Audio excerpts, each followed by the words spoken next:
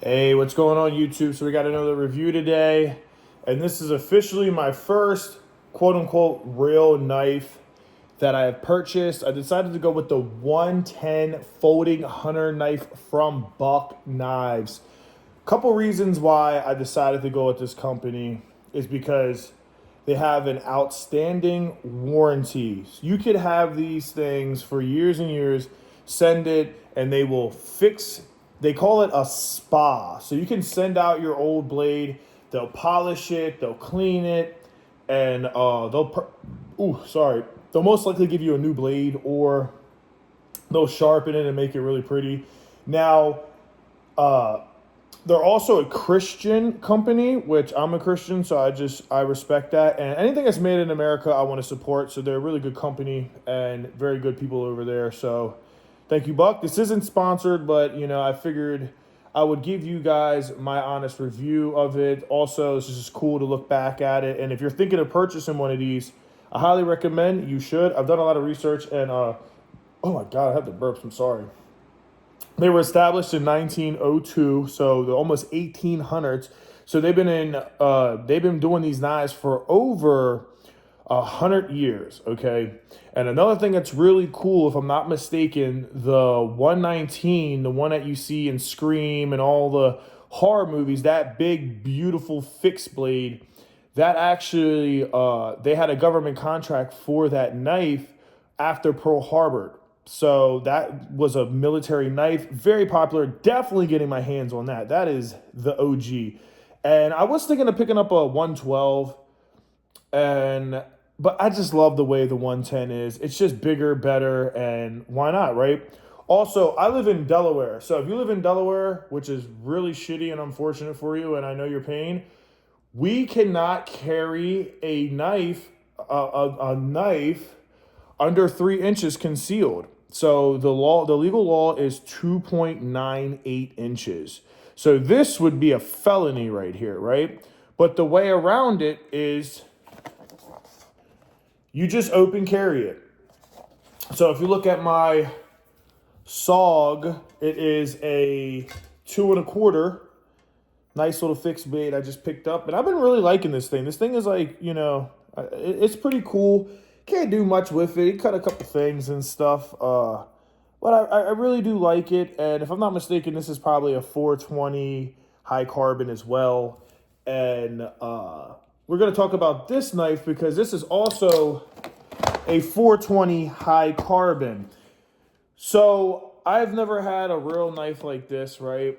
And I've had shitty little pocket knives from Cabela's and stuff, and then I picked this up, and this is really nice, really good clip. I don't know if I should do a review on this. If you guys want me to, I would love to. This thing's really nice, but I kind of just got it and threw it on. But so I was looking at the heritage and all that, and these go back to 1960, right, when they've decided to finally make a folding knife. And these are the classics. These are the original. This is what almost like started it all. This has a lot of history. A lot of people talk about how their grandfather or their dad gave them one of these knives when they were very, very young. So what I plan on doing is passing this knife down to my daughter or my son one day if I do have children, which I freaking better, saying that to my girlfriend. And I was really torn because Cabela's, they had this. It was only $65. I think this is a freaking good knife. It is 420 high carbon. That is the only gripe people would say, but it does have the ball stamp, meaning that it has a really good machine work, and it has a really good what do they call it? Heat treated, right? So like this, like a standard 420 high carbon isn't going to be heat treated like Buck. Like this is like the standard, right? It's like what would you call it? The golden standard of 420 high carbon. You're not finding a better 420 high carbon than a Buck 110 for sure. And the knife people out there know it. But now they make a 230V. And I was looking at that, and I was like, "Wow, that would be really, I think I'm saying it right, 230V. I don't know. I'm on a diet, so my brain's a little low on glucose from low carbs and shit. So my brain just work with me, right? But they have the better version, right? And I was really thinking of going with that. I really was thinking of going with the 230V. The problem is they didn't have it at Cabela's. I would have to order it online. So they got the nice gold one, just like this, and you can get it S30V, and that's cool. But then they also had it in the nickel finish and pretty much a web exclusive, and you can get that for 125 SV, S23 or S30, whatever the hell it is, V. And like I said, I'm new to this, so some of the stuff you might have to correct me on.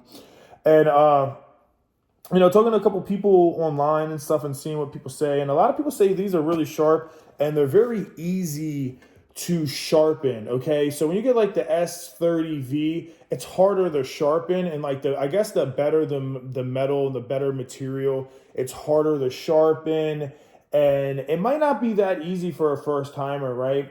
And I thought about it and I was like, look, I've never sharpened a knife before.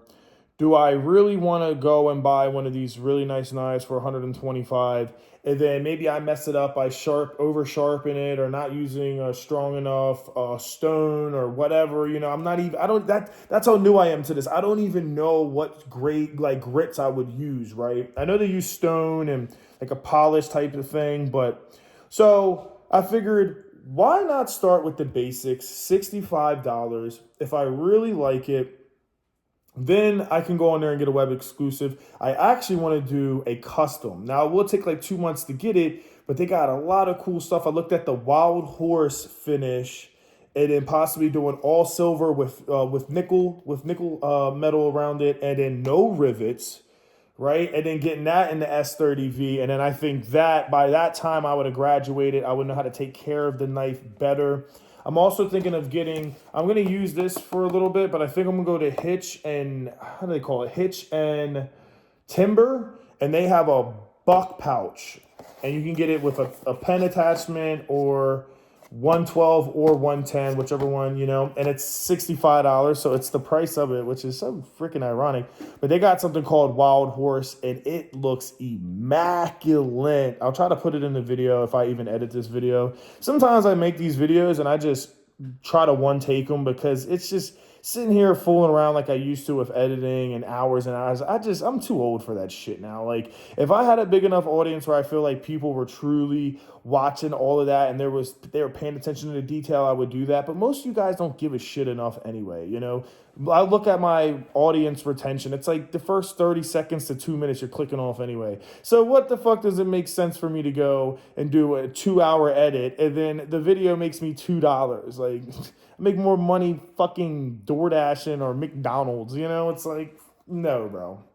So that's why I went with this one. I'm going to open it up for you guys. Also, I guess let me read the back of it just to give you guys a specification. So the blade is a 3.75, so it's 3 3/4, so it's almost 4 inches. It's 9.53 centimeters. It's a clip point, and it's 420 high carbon steel. The length is a 4.875 inch. That's a 12.40 centimeter. That's closed.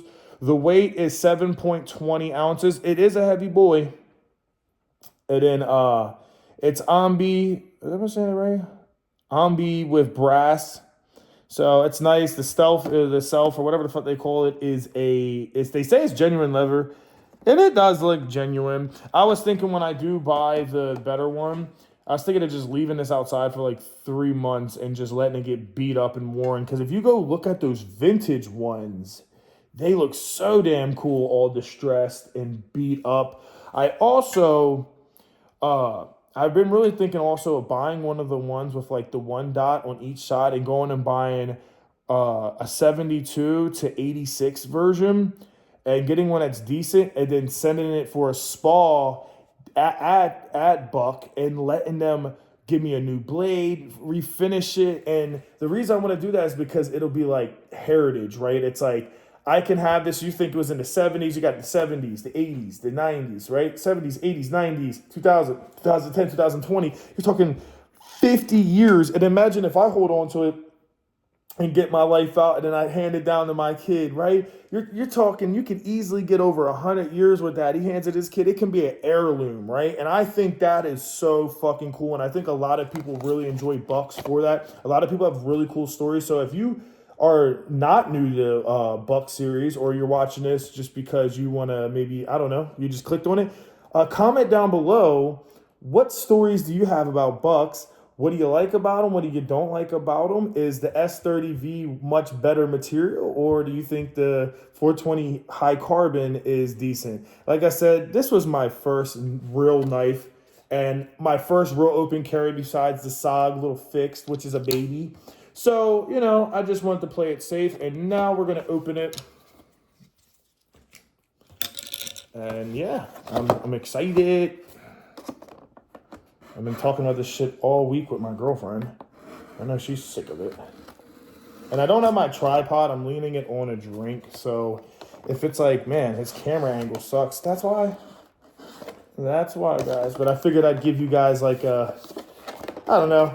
I go to my girl's dad's house and get this nice granite. I'm like, yeah, it looks better than my shitty table I bought from the goddamn, what the fuck are those people called? The Habitat Humane. So, put this down. Try not to damage. I guess let me do this the case first, because that'll be easy to get out. Then I don't have to worry about messing that up, because that's my fear, is like slicing this. Oh, and there it goes. Pops all up. Yeah.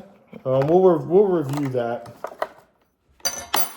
Pretty much looks like I got it just to kind of come out as one. And this thing is sharp. I know it's sharp from the factory. And here it is. My first ever 110 buck. Oh, wow. That's sick. And it's got some dust in it, as you guys can see. I guess it's from, it just looks like it crushed. Go in there and just, yeah, I can clean that out. And I don't know about you guys, but some of you maybe are just knife guys, and some of you maybe are into everyday carry, EDC stuff, but that's what I've been getting into a lot. And yeah, I really love it. And this is one of the coolest things ever. Zach in the wild, he's a big buck guy. I also would love to down the road get a, what is it, Benchmade? I was looking at some. Now they have a really good one I was thinking of buying, but when you just put the price, you're just like, man, I don't know. And it is a big boy. I'm a big guy, 6'5", and that's how much it does on my hand. So it's a big guy. Let's see. Let's see if I can cut something. I can try to cut plastic, and I don't want to destroy it. Woohoo! Butter.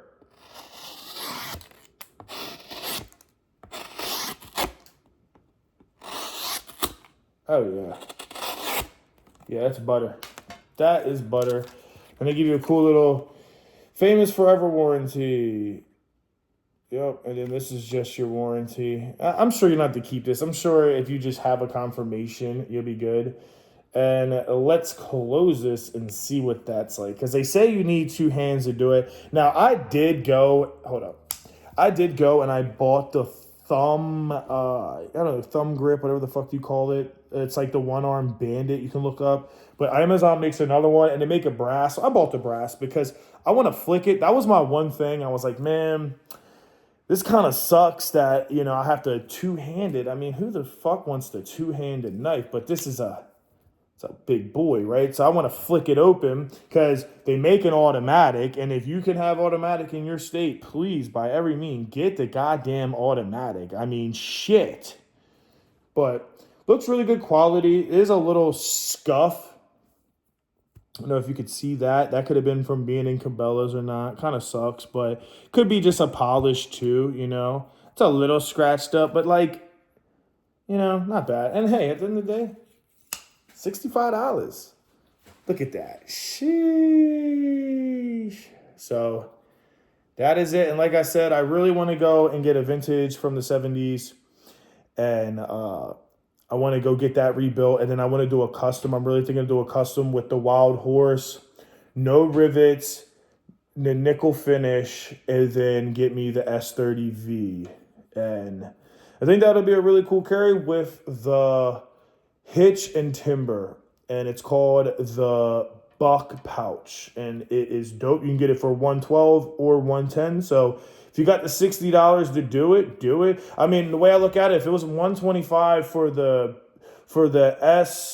S30V, just how it was, nothing else, just literally just for this and the nickel.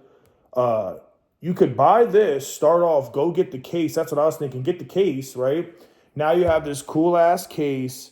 And then if you want, you're still really into it, you can upgrade and you can keep this as like your beater, right? Like we all need a beater knife. We don't need to necessarily beat the shit out of our knives. So that's my thing. I think it looks great. I'm really happy. It feels very quality and it's big and it's firm. Let's check the play real quick. Yeah, no play.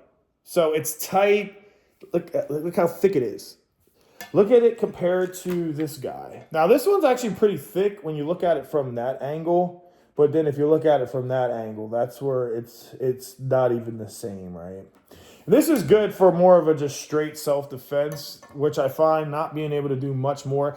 And when I wear it, it is nice for it's like a good open carry kind of low-key conceal. But when people see it, they see like this part sticking out. It's like a brass knuckle, I feel like. And then I feel like they're just like, oh, who is he? Compared to this, this is more intimidating when it's out, but this is the beauty, right? They give you this cool leather patch. And then Steph was made in Mexico. So, Mexico I always felt like had good quality. It's China shit that I try to stay away from. And it is tight, but real leather will form over time. It will form over time. So, and there you go. You know what I mean? So look at the difference. Look at the difference. What's more intimidating? You know what I mean? This is always going to look more intimidating, even though this would do a lot more damage. Why? It's because it's closed off. You wouldn't know. So when you go and you wear this and you're like, walking around, people just think it's a multi-tool or something stupid. Like they don't really put two and two together and be like, holy shit, that's a big ass knife, right? A cop will see that. They're probably not even going to fuck with you. But this, it's like, I know that this is probably not going to necessarily get me in trouble because it is legal.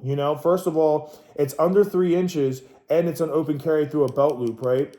But it gets covered fast because it's little compared to this. This is not concealed legal, but it's not concealed. It's on a belt loop. It is right there for you, but it's low key. It's like a biker. I really like Harley Davidson and stuff like that. I really want to get a Harley or something or a Victor or whatever. And yeah, but the leather actually is pretty good. I just feel like it just looks so new. I hate how new it looks. But you know what? You think 30 years from now, how fucking cool will this look, right? You pull that out. You got yourself a bad boy right there, Woo, yeah, look, won't even flick out. So, good quality. And imagine you hit somebody with that. This is what this is. This is really a self-defense thing for me because I also have I just bought the Hide and Drink everyday carry pocket pouch, and I'm also building an Altoid 10. So I have a bunch of shit going in there. I have my Defender that I bought from Gerber Gear. But right now I took everything off just because I was messing with the tin yesterday. But I have like the Gerber Gear dime, which is okay. But if you go on eBay, you could find Leatherman squirts. And I'd just rather have a squirt. And they make a Supreme squirt. So, I got to get that. So I'll probably get that. And then I'm going to get the Leatherman Micro. And then the Leatherman, the Wave. I'll get the Wave for my bag. I already got a light. I'll probably get a better one because, it's like shit's addicting. You just want to keep buying shit. And then my Altoids case is going to be like if I have enough room, I'm going to put 2 in there. One's going to be for survival, And another one's just going to be like if I have like stuff for like you cut yourself every day, little easy shit, rope, Advil, a picture of my girlfriend and me, my dogs, like some safety numbers, emergency numbers, my phone dies, and then I'll probably get like a charge box, a portable one that lasts for a while. So that's what I'm going to do, guys. I really appreciate you stopping by to the channel and watching it. And I hope you guys have a great day. God bless you. And if you found this video helpful, think about giving me a like and comment down your experience with Buck. So until next time, peace.